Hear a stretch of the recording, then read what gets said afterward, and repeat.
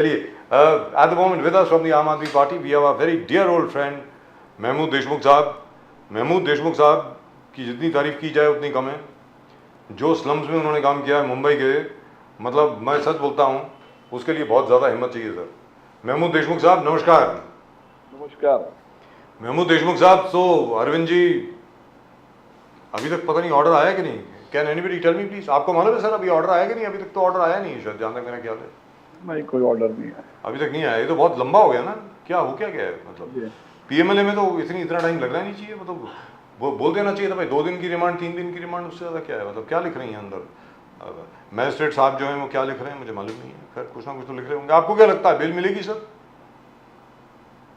नहीं, देखिए जैसा है अभी तक का जो मतलब ये है पीएमएलए के केस के अंदर जो भी मतलब कार्रवाई हुई है अब तक की, उस हिसाब से तो लगता नहीं है, क्योंकि इनका जो सेक्शन 45 है वो उसकी इजाजत ही नहीं देता। बेल मिलती नहीं है सर। हाँ करेक्ट, बेल मिलती नहीं है। हाँ करेक्ट। और उसी के खिलाफ जो आर्टिकल 45 है उसी के खिलाफ सुप्रीम कोर्ट में 100 से ज्यादा मतलब याचिकाएं दायर है जी हैं कि इसके बारे में, हाँ मतलब इसके बारे में सुप्रीम कोर्ट जो है वो संज्ञान ले कि आप जब किसी को अरेस्ट करते हैं तो पहली बात तो यह है कि विदाउट वारंट अरेस्ट करने का अधिकार है इनके पास।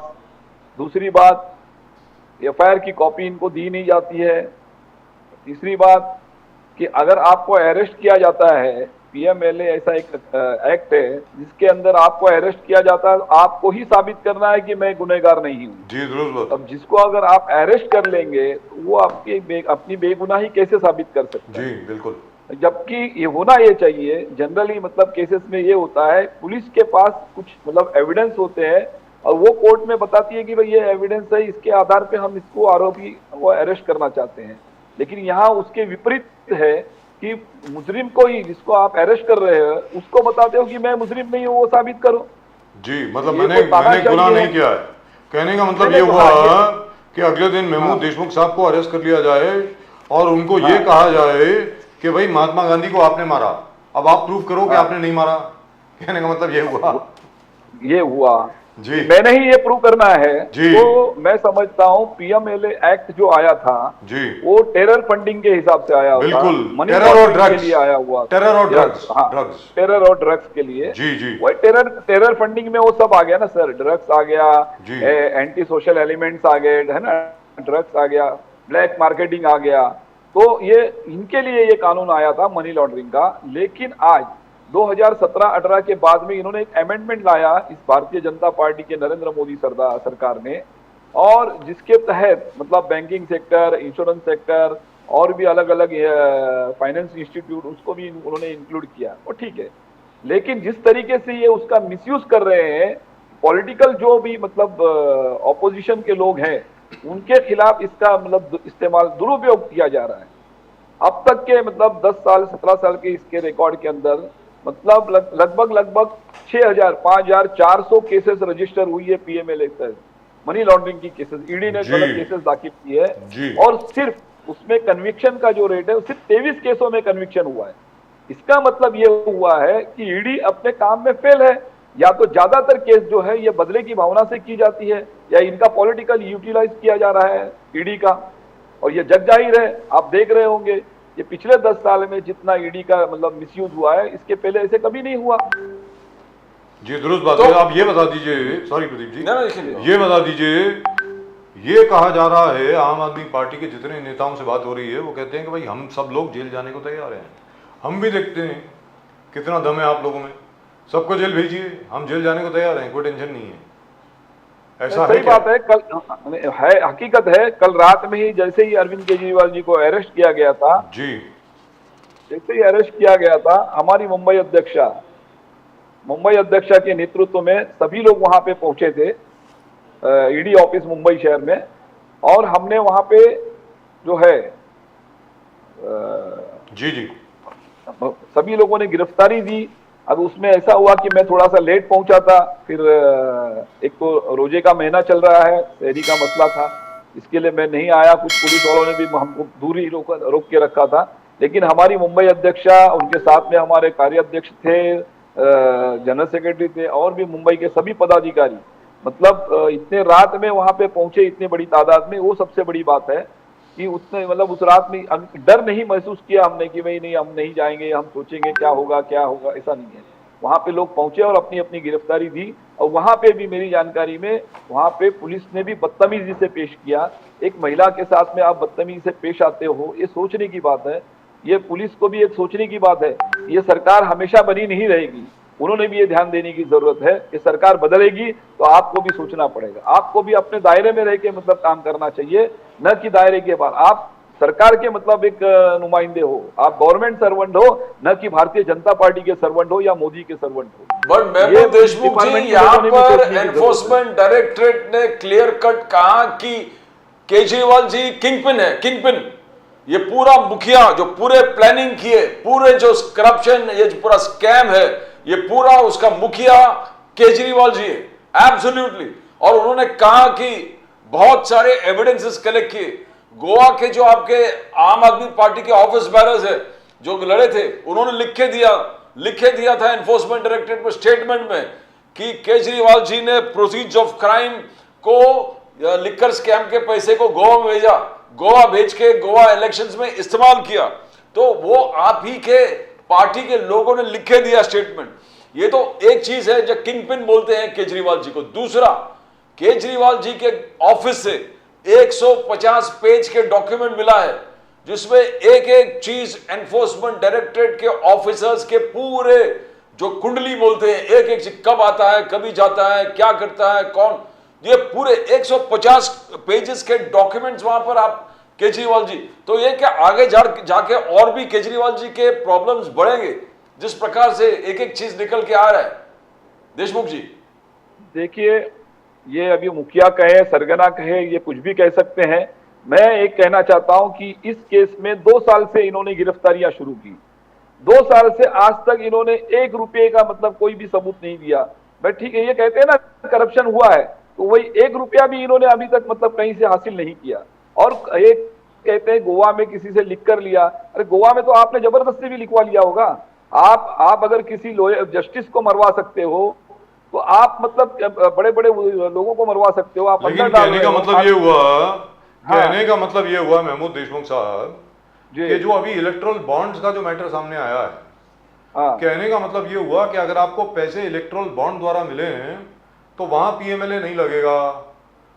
अरे सर, अगर आपको वैसे पैसे मिल गए कहीं से तो पीएमएलए नहीं, हम तो ये कहते हैं ना, वो उसमें पैसे मिले वो तो आप बताइए ना, उसका सबूत तो दे दीजिए जी। ईडी 2 साल से ईडी सबूत क्यों नहीं पेश कर पाई है? पैसे नहीं मिले उनको सर, उनको पैसे नहीं मिले। जबानी जमा खर्च बहुत हुआ है, जबानी बहुत मिला है, लोगों की गवाही मिली है कि हाँ भाई हमें पैसे मिले। कहां है वो पैसे, किसी को मालूम नहीं है सर। गवाही देने के लिए आपने पैसे दिए होंगे तो क्या करेंगे? मैं तो कहता हूं कि भारतीय जनता पार्टी के लोगों ने गवाही देने के लिए पैसे दिए होंगे। इनका तो ट्रैक रिकॉर्ड देख लीजिए, ये पैसे दे देके बीजेपी वालों ने सरकारें गिराई हैं। कई राज्यों में इन्होंने पैसे से एमएलए खरीद के सरकार गिराए हैं। तो इसका मतलब ये अगर एक एमएलए खरीद सकते हैं, कहीं एमपी खरीद सकते हैं, तो फिर ये एक आम आदमी को नहीं खरीद सकते क्या? तो अभी क्या होगा सर, चुनाव में क्या होगा? पैसे दिया होंगे सर, ये तो बता दो अभी चुनाव में क्या होगा? अरविंद केजरीवाल साहब को तो बेल मिलने वाली नहीं है जहां तक मेरा ख्याल है। अगर मिल जाए तो करिश्मा हो जाएगा, मतलब वो तो शॉकिंग होगा। हमें देखिए, मैं आपको ये कहता हूं, आज इस देश के अंदर, मैं आज आपको ये कहता हूं कि आज इस देश में अगर इस देश के पूरी जनता को अगर किसी पे विश्वास है तो सिर्फ और सिर्फ इस देश के चीफ जस्टिस जो है चंद्रचूड़ साहब, उनके ऊपर एक उम्मीद की किरण है। मैं समझता हूं बाकी यहाँ पे मैं तो कहता हूं हाई कोर्ट लेवल तक का तो जुडिशरी बिक चुकी है, ये मेरा साफ साफ कहना है। आप देख सकते हैं हर हाई कोर्ट के अंदर, हर स्टेट में। We do not associate with that statement. Let me tell you very frankly, as far as we are concerned, we have the highest respect for our judiciary. Judiciary के लिए हमारा बड़ा सम्मान है जी। Sir, यही तो बात है ना, सम्मान रखे हुए। सम्मान का मतलब ये है क्या कुछ भी कर सकते हो आप? अरे सर, कानून ऐसा है, क्या करेंगे? नहीं, वही तो तकलीफ है। जज जो हैं वो क्या करेंगे? देखिए साहब, ये सुप्रीम कोर्ट जो आपने कहा ना, मेरी बात सुनिए, सुप्रीम कोर्ट कर सकता है, बाकी हाई कोर्ट तक सबके हाथ पैर बंधे हुए हैं कानून बंधे हुए हैं, कानून से नहीं कर सकते। कानून से नहीं सर, कानून से नहीं, आज लोग ये सोच रहे हैं, वो स्मॉल कॉज कोड हो, सिटी सिविल कोड हो या हाई कोर्ट हो, आज लोग ये सोचते हैं कि जस्टिस लोया ना बन जाए हमारा। हो सकता है कि ये डर उनके दिल में बैठा होगा, क्योंकि ये जो सरकार में जो लोग बैठे हुए हैं, ये मतलब इनका बैकग्राउंड आप चेक कर लीजिए जी। देश का गृह मंत्री अगर तड़ीपार है तो उससे ज्यादा आप क्या उम्मीद कर सकते हो कि यहाँ पे न्याय और मतलब कानून और सुव्यवस्था महमूद बनी? देशमुख जी, मगर जे आप देखोगे कितने लोग आपके टॉप पूरे जो डिसीजन मेकर्स है सब आज तिहाड़ जेल में हैं। केजरीवाल जी, उससे पहले सत्येंद्र जैन, उससे पहले संजय सिंह, मनीष सिसोदिया। आप देखो जितने आपके थिंक टैंक थे जो आप कहते कि आम आदमी पार्टी एक रेवोल्यूशन है, उसको रेवोल्यूशन को बनाने वाले आज सब जेल में हैं। आज हमारे अन्ना हजारे जी ने कद भी लिखा केजरीवाल जी को, लेटर लिखे केजरीवाल जी को याद दिला दिया कि मैंने आपको पहले भी लिखा था कि ये लिख करके माया जाल से आप मत पढ़ो, उससे दूर हटो, इसमें मत इन्वॉल्व हो। आज अन्ना हजारे जी लिखे हैं कि आज तभी मेरा अगर बात मान लिया होते तो आज आप जेल में नहीं होते। तो क्या अन्ना हजारे का गाइडेंस लेना आप लोग ने बंद कर दिया था महमूद देशमुख जी? सर आज अन्ना हजारे जी को वो नहीं दिखाई दे रहा, इलेक्ट्रल बॉन्ड के बारे में देखना चाहिए। अरविंद केजरीवाल जी ने जो पॉलिसी लाया था, लिकर पॉलिसी, उन्होंने अपने पर्सनल फायदे के लिए नहीं लाया हुआ था, है ना।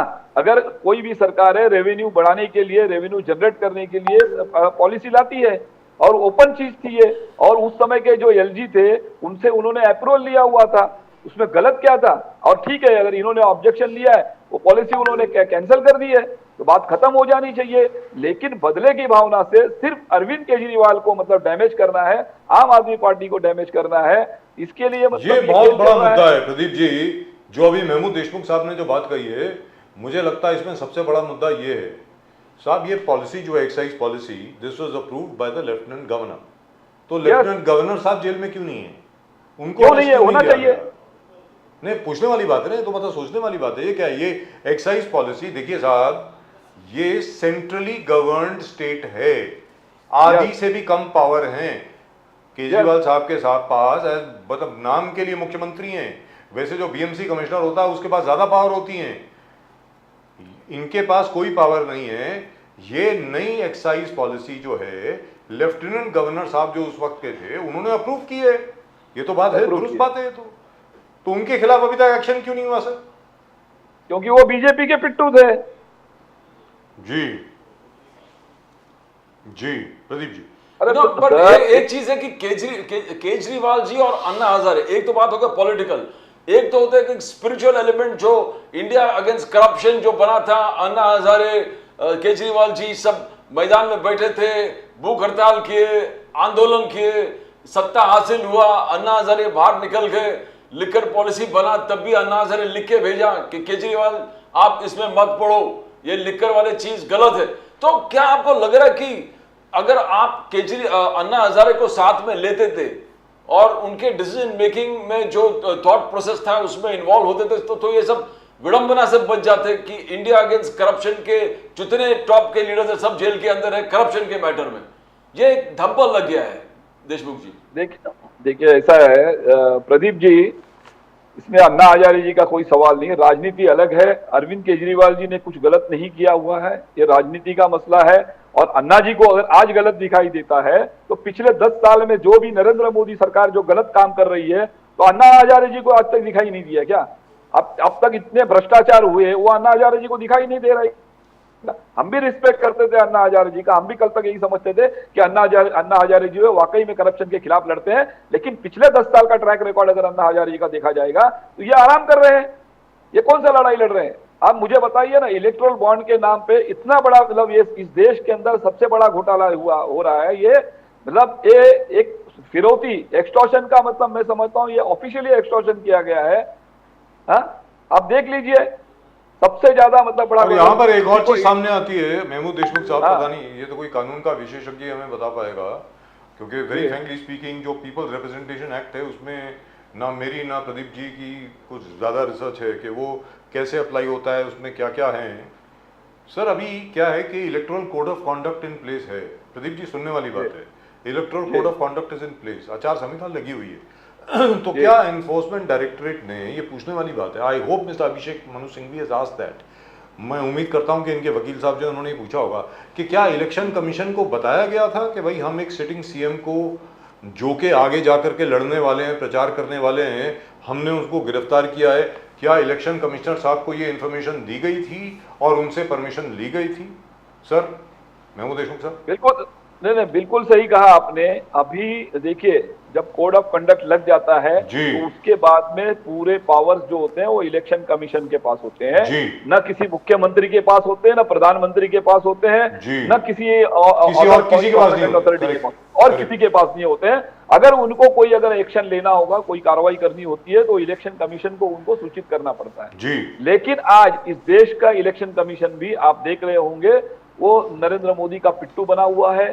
सभी इस देश की जो ऑटोनोमस एजेंसीज जो भी है, वो सीबीआई, सीआईडी, ईडी, मैं तो कहता हूं, और इलेक्शन कमीशन हो, जो भी कुछ है, ये सबको नरेंद्र मोदी कंपनी ने अपने जेब में रखा है।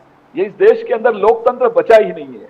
नहीं तो जो कोड ऑफ कंडक्ट लगने के बाद में ये गिरफ्तारी होनी नहीं चाहिए, क्योंकि अब इलेक्शन के सामने हम लोग इलेक्शन को फेस कर रहे हैं, तो इसके अंदर कोई भी काम नहीं होता, इस तरीके से कोई भी मतलब स्टेप नहीं उठाई जानी। लेकिन ये आउट ऑफ वे जाके इन्होंने, पहली बात तो ये कानून को मानते नहीं है।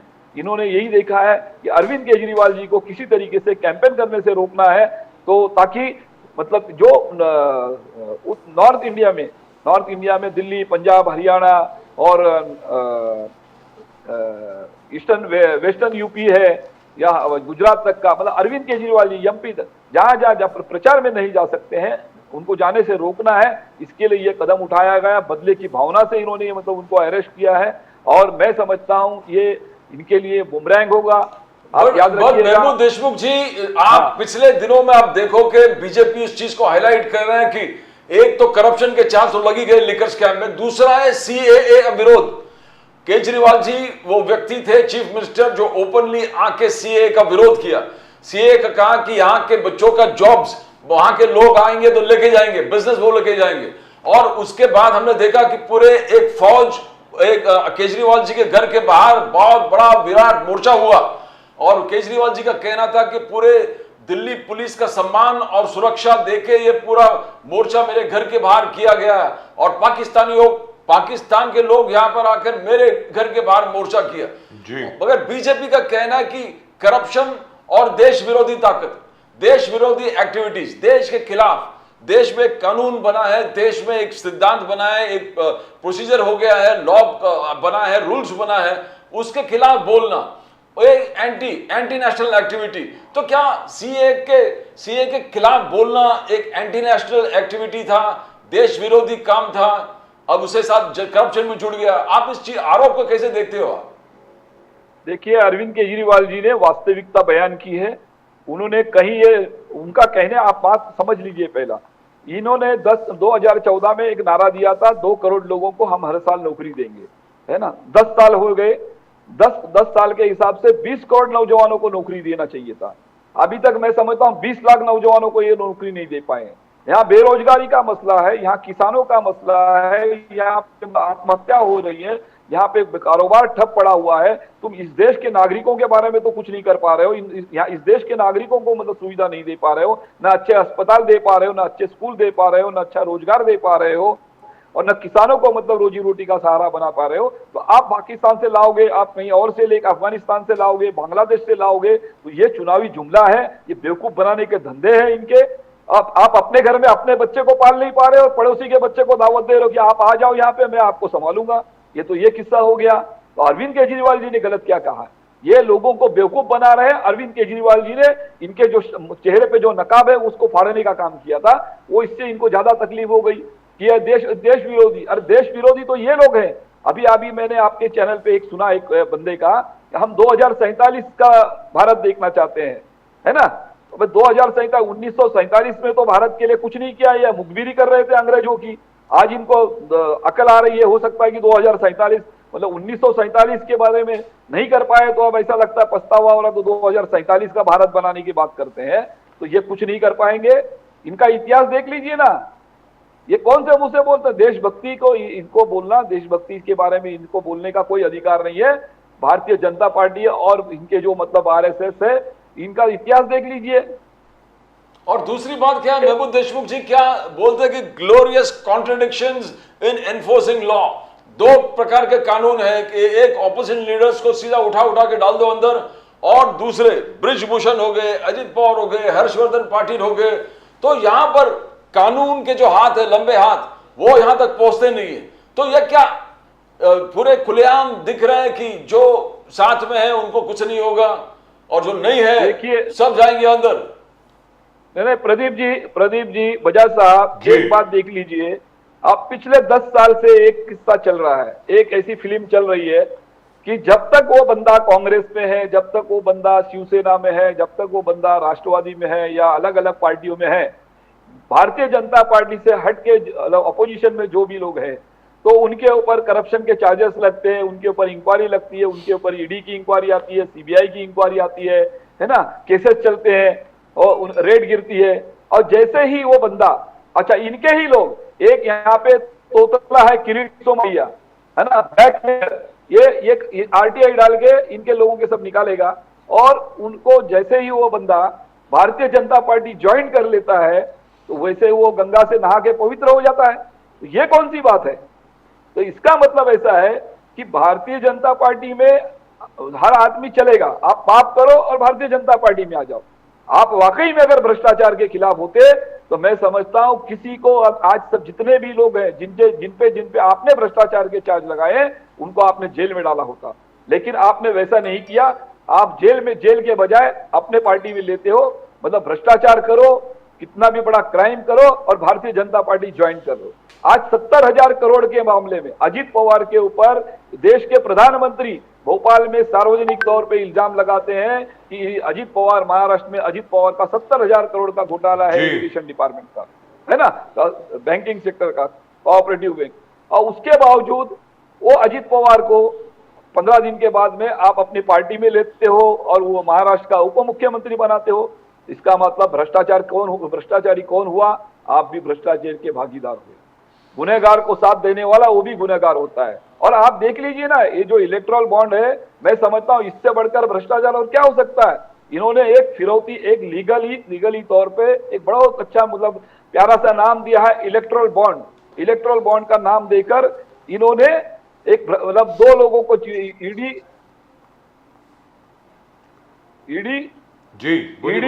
और सीबीआई इनका इस्तेमाल करके इन्होंने उन लोगों से मतलब चंदा वसूल किया है। आपने महमूद देशमुख जी, इंडिया अलायंस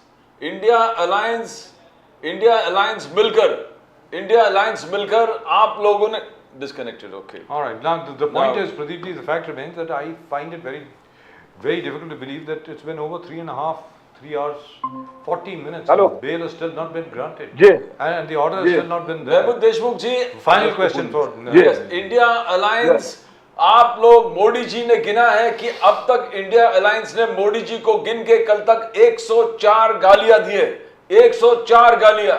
और लास्ट में आपने मोदी जी का तुलना औरंगजेब से भी किया, और आगे जाके आपने बोला मोदी जी के खोपड़ी उड़ा दो। ये आप लोग ने जिस प्रकार से रवैया बोले, एक है यशस्वी प्रधानमंत्री जो 10 साल के काम पूरे दुनिया रोड मैप ले 10 साल का रिपोर्ट कार्ड लेके जा रहा है, 25 साल के रोड मैप लेके चल रहा है, और 100 दिन का प्लान 2024 चुनाव जीतने के बाद 100 दिन का प्लान क्या होगा वो भी लेके चल रहा है। और पर्सनल अटैक जो आप लोग ने चालू कर दिया है, ये देश हित में नहीं है। देशमुख जी सर, ऐसा किसी ने नहीं कहा है, मेरे जानकारी में तो ऐसा नहीं, मैंने तो नहीं कहा है, और किसी ने कहा होगा तो मैं नहीं जानता। और रही अभी आपने कहा है कि 100 दिन का प्लान, तो ये 2014 में भी इन्होंने सपना दिखाया था कि 100 दिन का प्लान, तो ये फिर एक जुमला दे रहे हैं। दूसरी बात, इलेक्टोरल बॉन्ड के तौर पे मैं एक बात और कहना चाहता हूं आपसे कि आज पूरे देश के अंदर बीफ की वजह से मॉब लिंचिंग किया गया है। भारतीय जनता पार्टी के लोगों ने, आरएसएस के लोगों ने, बजरंग दल के लोगों ने हर जगह पे मॉब लिंचिंग किया, लेकिन इसी बीफ कंपनी से 3-4 उसमें नाम है 3-4 बीफ कंपनियों से इन्होंने 250 करोड़ के ऊपर लगभग मतलब चंदा लिया हुआ है। तो ये दोगली नीति कौन सी है? एक तरफ आप बीफ कंपनियों से चंदा भी लेते हो और दूसरी तरफ आप मतलब ये छोटे छोटे लोगों के ऊपर मतलब आप अटैक भी करते हो। तो ये इनकी दोगली नीति है, दोहरा चेहरा है। अब आगे आम आदमी पार्टी क्या करेगी सर? आम आदमी पार्टी आगे क्या करेंगे आप?